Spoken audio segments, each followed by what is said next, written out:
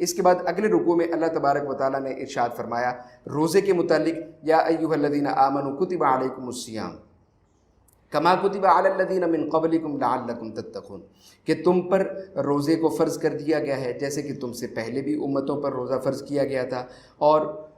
اس سے مراد یا اس کا ماحصل جو ہے یا اس کی جو ریزن ہے وہ یہ ہے کہ تم تقوی اختیار کرو۔ لہٰذا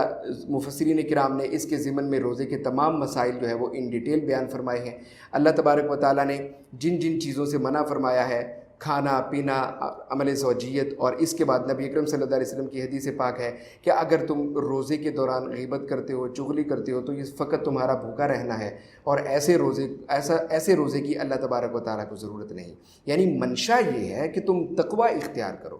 اس کے بعد اللہ تبارک و تعالیٰ نے ارشاد فرمایا کہ ایام معدودات، یہ گنتی کے دن ہیں، جو رمضان شریف کے روزے فرض کیے گئے یہ گنتی کے دن ہیں۔ ہاں اگر ان دنوں میں کوئی شخص بیمار ہے یا کوئی مسافر ہے تو سفر میں اور بیماری کی حالت میں وہ روزے سے رخصت اس کو حاصل ہے، وہ اس رخصت کو اختیار کر سکتا ہے، مگر رمضان شریف کے بعد کسی وقت میں جب اس کے پاس ایسی کیفیت نہیں ہوگی، یعنی وہ بیماری سے بھی صحت یاب ہو چکا ہوگا، روزہ رکھنے کے قابل ہوگا، تو اس وقت میں پھر وہ روزے کی قضا اس پر لازم ہے۔ پھر آگے فرمایا وَعَلَى الَّذِينَ يُطِيقُونَهُ فِدْيَةٌ طَعَامُ مِسْكِينٍ، کہ اگر کسی سے روزہ رکھنے کی جو طاقت ہے اس کو سلب کر لیا گیا ہو، یعنی اس کسی ایسی بیماری میں مبتلا ہے کہ اب وہ بیماری اس سے جان چھوٹنے والی نہیں، مثلا کوئی شوگر پیشنٹ ہے تو وہ ایسی کیفیت میں ہے کہ مطلب اس کی شوگر بہت زیادہ ہائی رہتی ہے، یا ہارٹ پیشنٹ ہے، یا مطلب ہارٹ بائی پاس سرجری کروانے کے بعد وہ ابھی اس قابل نہیں اور امید بھی نہیں کہ وہ اس قابل ہوگا پوری زندگی کے روزہ رکھ سکے، تو ایسی صورت میں کہ جب امید ہو کہ زندگی میں کبھی ایسی کیفیت اب نہیں لوٹ سکتی، تو پھر وہ فدیہ روزے کا ادا کرنا اس پر ضروری ہے۔ اس کے بعد ہاں اگر ایسی کیفیت بن جاتی ہے کہ وہ روزہ رکھنے کے قابل ہو تو پھر روزے کی قضا ہی ضروری ہے۔ اس کے بعد اللہ تبارک و تعالیٰ نے ارشاد فرمایا وَإِذَا سَأَلَكَ عِبَادِي عَنِّي فَإِنِّي قَرِيب، اللہ تعالیٰ نے فرمایا کہ میرا بندہ جب بھی مجھ سے سوال کرتا ہے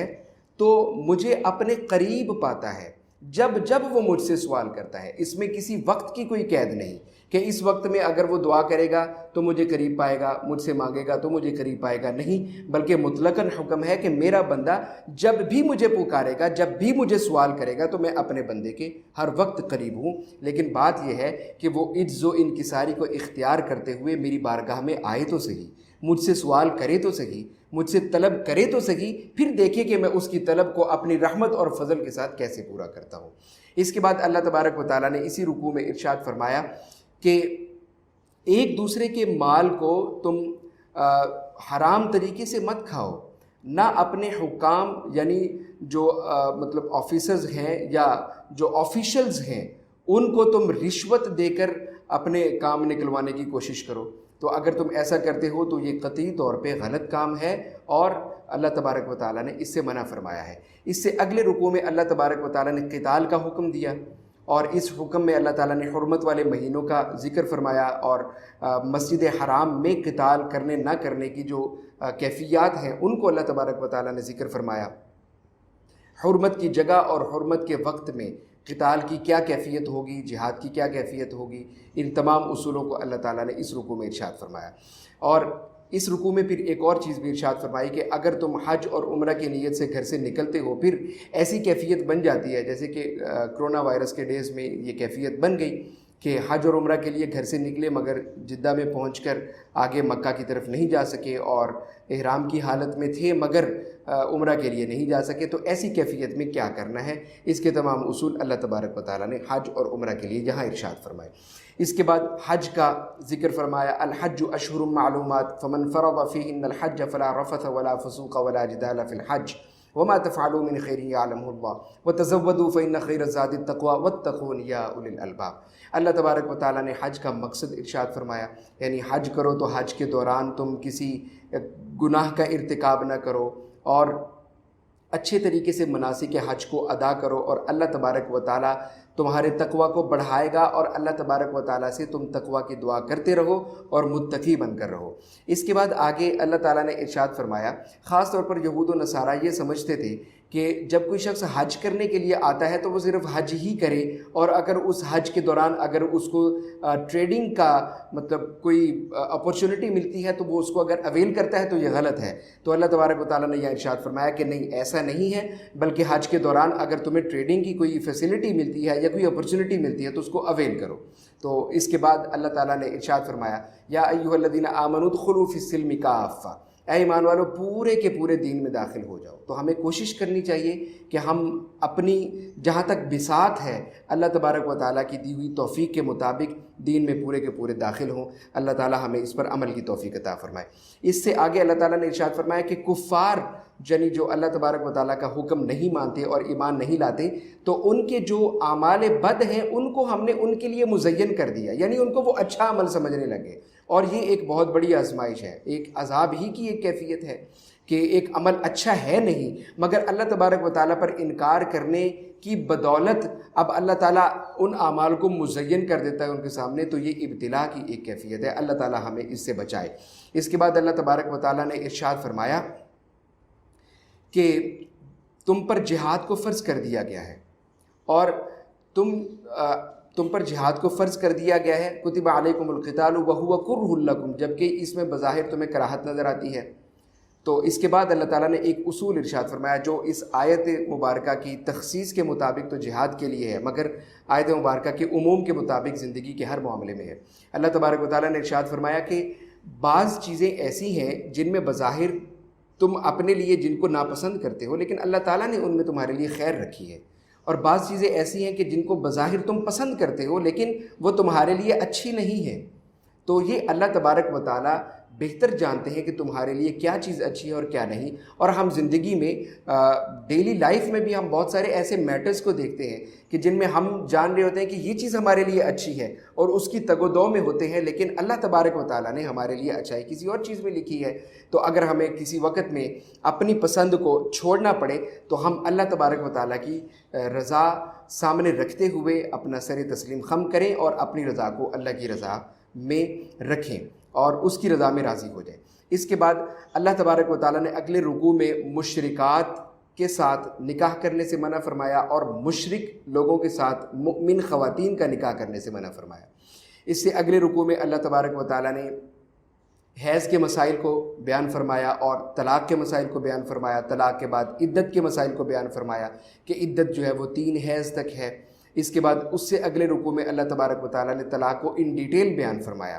کہ اب طلاق مرتان، طلاق بیسیکلی یہ 2 چانسز ہیں، اس کے بعد اگر تیسری دفعہ بھی طلاق ہو جاتی ہے تو پھر اس کے بعد ان دونوں میں جدائی ہے۔ اور اللہ تبارک و تعالیٰ نے فرمایا کہ اگر ان 2 طلاق کے بعد تم رجوع کرنا چاہو تو احسن طریقے کے ساتھ رجوع کرو، اور اگر تیسری طلاق واقع ہو جاتی ہے تو پھر تیسری طلاق کے بعد جب تم رخصت کرنے لگو خواتین کو تو پھر احسن طریقے کے ساتھ رخصت کرو، جو ان کو دے چکے ہو اس سے مت لو۔ اور ہمارے ہاں یہ طریقہ عام ہے کہ اگر جو ہے حق کے مہر دے دیا جاتا ہے تو پھر وہ بھی طلب کیا جاتا ہے، بلکہ لے لیا جاتا ہے، اور اگر وہ اپنے ساتھ جہیز کا کچھ سامان لے کے آئی ہے جو کہ بطور ہدیہ اس کو اس کے والدین کی طرف سے ملتا ہے تو ہم اس کو بھی غصب کرنے کے درپے ہوتے ہیں۔ تو اس طرح کے معاملات یہ ظلم پر مبنی ہیں۔ اللہ تعالیٰ نے ارشاد فرمایا کہ تم جب جدا ہونے لگو تو احسن طریقے سے جدا کرو، یا تو احسن اور معروف طریقے سے ان کو اپنا لو یا پھر احسن طریقے سے ان کو جدا کر دو۔ اس کے بعد آگے اللہ تبارک و تعالیٰ نے ارشاد فرمایا کہ اگر کبھی ایسی سچویشن بن جائے کہ سابقہ شوہر سے طلاق ہو گئی، اس کے بعد آگے کسی سے نکاح ہوا دوسرے شوہر سے، اور پھر اس شوہر سے بھی کسی وقت میں طلاق ہو جاتی ہے یا اس کا انتقال ہو جاتا ہے، اگر ایسی سچویشن بن جاتی ہے تو پھر جو پہلا شوہر تھا اس کے ساتھ نکاح اب وہ کر سکتی ہے، متصل نکاح نہیں ہو سکتا اس طرح سے کہ طلاق ہوئی اور طلاق کے بعد اسی شوہر کے ساتھ دوبارہ نکاح کرنا چاہے۔ ایسی طلاق کے جس میں یعنی تینوں طلاقیں واقع ہو چکی ہیں، اب جدائی ہو چکی ہے، اب وہ عورت اپنے سابقہ شوہر کی طرف نہیں لوٹ سکتی۔ ہاں لیٹر آن اگر کوئی ایسی سچویشن بنتی ہے کہ وہ کسی دوسرے شخص کے نکاح میں جاتی ہے اور وہاں بھی ڈائیورس ہو جاتی ہے یا سیپریشن ہو جاتی ہے یا خامند کی ڈیتھ ہو جاتی ہے تو پھر وہ اپنے سابقہ شوہر کی طرف لوٹ آتی ہے یا لوٹ سکتی ہے۔ تو یہاں پر اللہ تبارک و تعالیٰ نے جو یہ قانون جو ہے وہ ارشاد فرمایا، اس کو حلالہ کے نام سے جانا جاتا ہے۔ یہاں پر 2 مسکنسیپشنز ہیں۔ ایک مسکنسیپشن تو یہ ہے کہ حلالہ کی ہر صورت کو ہی لوگ غلط سمجھتے ہیں، جبکہ ایسا نہیں ہے. یہ ایک سچویشن ہے اور سچویشن بیسڈ ڈیسیجن ہے جو اللہ تبارک و تعالیٰ نے ایک رخصت کے طور پر ارشاد فرما دیا. ہاں، دوسری جو اس کی شکل ہے وہ یہ ہے کہ اس میں آلریڈی ایک سیٹلڈ میٹر ہوتا ہے کہ نکاح کرنے سے پہلے یہ چیز سیٹل کر دی جاتی ہے کہ جی آپ نے اس کو طلاق دے دینی ہے، بس یہ اپنے فلاں سابقہ شوہر کی طرف لوٹے گی. تو ایسا اگر سیٹلڈ میٹر ہے تو فقہائے کرام نے فرمایا ہے کہ یہ بالکل ناجائز ہے اور حرام امر ہے. یہ چیز اس بات کو یعنی آپ کہہ لیں کہ سیٹل کر کے چلنا کہ جی یہ اس کو ہر صورت میں طلاق دے دے گا اور یہ چیز نکاح ہونے سے پہلے سیٹلڈ ہو تو یہ غلط ہے. تو حلالہ کی یہ شکل بھی غلط ہے اور دوسری طرف کہ حلالہ کی ہر شکل کو غلط سمجھنا یہ بھی غلط ہے. لہٰذا یہ ایک چانس ہے اور ایک سچویشن ہے. تو اگر کبھی ایسی سچویشن کریٹ ہو جاتی ہے تو ہاں وہ اپنے سابقہ شوہر کی طرف لوٹ سکتی ہے. اس کے بعد آگے اللہ تبارک و تعالیٰ نے فرمایا کہ جو نکاح کرنا چاہیں خواتین پھر ان کو تم یہ کہہ کر مت روکو کہ جیسا ہمارے ہاں روکا جاتا ہے غیرت کی بنا پہ کہ جی ابھی تمہیں طلاق ہو گئی ہے تو فلاں جگہ پہ یا کسی اور جگہ پہ تمہارا نکاح کریں گے تو لوگ کیا کہیں گے، بس تم اپنے گھر میں بیٹھے رہو. تو اس طرح کا معاملہ نہیں. اگر وہ نکاح کرنا چاہیں تو ان کو بخوشی نکاح کی اجازت دو اور ان کا نکاح کرنے میں ان کی معاونت کرو. اس کے بعد اگلے رکوع میں اللہ تبارک و تعالیٰ نے رضاعت کا جو معاملہ ہے اور اس کے قوانین اللہ تبارک و تعالیٰ نے ارشاد فرمائے کہ اس پر جب کسی شخص کے بچے کو عورت اس کی بیوی جب دودھ پلا رہی ہے تو دودھ پلانے والی اس خاتون کی کہ اس کا نان و نفقہ یا اس کا کھانا پینا یا اس کا لباس کیا چیزیں اس مرد کے اوپر فرض ہیں اس کو دینا، یہ اللہ تبارک و تعالیٰ نے یہاں پر ارشاد فرمائی. اور اس کے ساتھ رضاعت کی مدت کو بھی یہاں پر ارشاد فرمایا اور جو کہ 2 سال تک ہے. اس کے بعد اللہ تبارک و تعالیٰ نے بیوہ کی عدت کو ارشاد فرمایا کہ بیوہ شخص جس کا خامد فوت ہو جاتا ہے اس کی عدت 4 ماہ اور 10 دن ہے. یہاں پر ہمارے معاشرے میں ایک چیز پائی جاتی ہے کہ ہم شرعی عذر کے بنا پر عدت کے ان دنوں میں گھر سے نکلنا یا اس طرح کے امور سر انجام دینا یہ ناجائز ہے. تو شرعی عذر میں جو ایکسٹریم کنڈیشنز ہیں وہ آتی ہیں. مثال کے طور پہ اگر کسی کو صحت کے لیے باہر جانے کی ضرورت ہے یا کوئی عورت اتنی غریب ہے کہ اس کے خامد نے اتنا مال نہیں چھوڑا کہ اس کا گزر بسر ہو سکے تو پھر وہ جاب کر سکتی ہے یا اپنا کوئی ذریعہ معاش ایسی ایکسٹریم کنڈیشن میں وہ اس کو اختیار کر سکتی ہے. لیکن ہم نے ہمارے معاشرے میں مطلب دیکھتے ہیں کہ کبھی کسی کے ہاں ڈیتھ ہو جاتی ہے تو جی عورت عدت کے دوران وہاں پر جانا جو ہے وہ ضروری سمجھتی ہے، پھر اس کو شرعی عذر سمجھ لیا جاتا ہے یا مطلب اس میں جو ریلیکسیشن دی گئی ہے اس کا ناجائز فائدہ اٹھانا. تو ان سارے معاملات کا ہمیں علم ہونا چاہیے اور جیسے شرع شریف نے حکم دیا ہے اس کے مطابق ہمیں چلنا چاہیے. اس سے اگلے رکوع میں اللہ تبارک و تعالیٰ نے نمازوں کی حفاظت کا ارشاد فرمایا اور فرمایا کہ خاص طور پر عصر کی نماز جو ہے اس کی حفاظت کرو. اس کے بعد اس سے اگلے رکوع میں اللہ تبارک و تعالیٰ نے بنو اسرائیل کے جو رویہ جہاد کی طرف ہے اس کو ارشاد فرمایا کہ جب ان کو جہاد کے لیے کہا گیا تو پہلے تو انہوں نے کہا کہ جی ہم جہاد کریں گے، ساتھ ہی کہا جی کہ ہمارا کوئی امیر بنا دیا جائے تاکہ ہم اس کی اتباع میں جہاد کریں گے. اور جب جہاد کی طرف ان کو بلایا گیا بعد میں عملاً تو پریکٹیکلی جب ان کو میدان جہاد کی طرف دعوت دی گئی تو اس وقت بہت ساروں نے منہ پھیر لیا اور بہت کم تھے جنہوں نے اپنے نبی کی اتباع کی. اس کے بعد جب ان پر ایک ایسے شخص کو امیر بنا دیا گیا اور اللہ تعالیٰ نے یہاں پر جہاد کے معاملے میں خاص طور پر امیر بنانے کے حوالے سے اسٹینڈرڈ متعین کیا کہ ایسا شخص جس کے پاس پراپر نالج ہو، جو وار افیئرس کو اچھی طرح سے سمجھتا ہو اور لافل جو وار ہے اس کے کمپلیٹ افیئرس کو شریعت کے مطابق لیجسلیشن کے مطابق پوری طرح سے جانتا ہو اور اس کے بعد اس میں کیپیسٹی بھی ہو، اس میں استعداد بھی ہو. اس کو ہم پوٹینشیل اسیسمنٹ کہہ سکتے ہیں. یعنی اللہ تعالیٰ نے پوٹینشیل اسیسمنٹ جو لیڈر کی ہے اس کے لیے یہاں پر کرائٹیریا ڈیفائن کیا کہ جس کو تم جہاد کے لیے اپنا لیڈر چنو پوری طرح سے پرکھ لو اور پوٹینشیل اسیسمنٹ کرو اس کی کہ کیا اس کو پروفیشنلی اتنی گرومنگ ہو چکی ہے کہ وہ میدان جہاد میں ہر طرح کی جو لیٹسٹ ٹیکنالوجی اس وقت وار افیئرز میں یوز ہو رہی ہے اس سے جانکاری رکھتا ہے یا نہیں، ڈیسیژن پاور رکھتا ہے یا نہیں، اور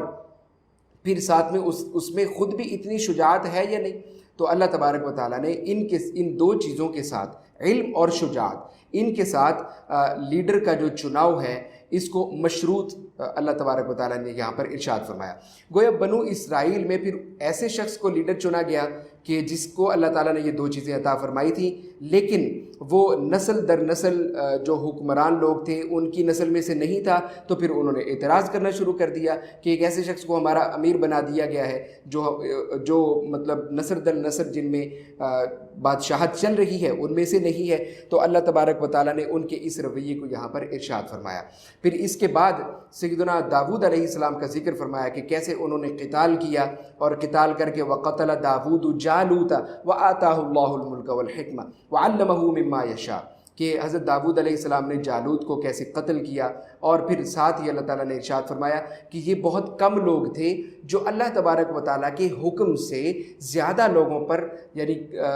کثیر تعداد میں جو لوگ موجود تھے ان کے اپوننٹس، ان پر اللہ تبارک و تعالیٰ کے حکم سے غالب آ گئے۔ ساتھ ہی اللہ تبارک و تعالیٰ نے فرمایا کہ ہمارا وعدہ ہے صابرین کے ساتھ کہ ہم ان کے ساتھ ہیں، ہم اپنے فضل اور رحمت کے ساتھ ہر جگہ ان کی مدد کرنے والے ہیں۔ اللہ تبارک و تعالیٰ قرآن مجید کے مضامین کو پڑھنے کی، سمجھنے کی اور ان پر عمل کرنے کی توفیق عطا فرمائے۔ ان سے متعلقہ اگر کوئی کوسچن ہو تو آپ کمنٹ باکس میں اپنا کوسچن جو ہے اس کو ٹائپ کر سکتے ہیں، انشاءاللہ ہم اس کا آنسر دیں گے۔ اللہ تبارک و تعالی ہم سب کی حفاظت فرمائے۔ والسلام علیکم ورحمۃ اللہ وبرکاتہ۔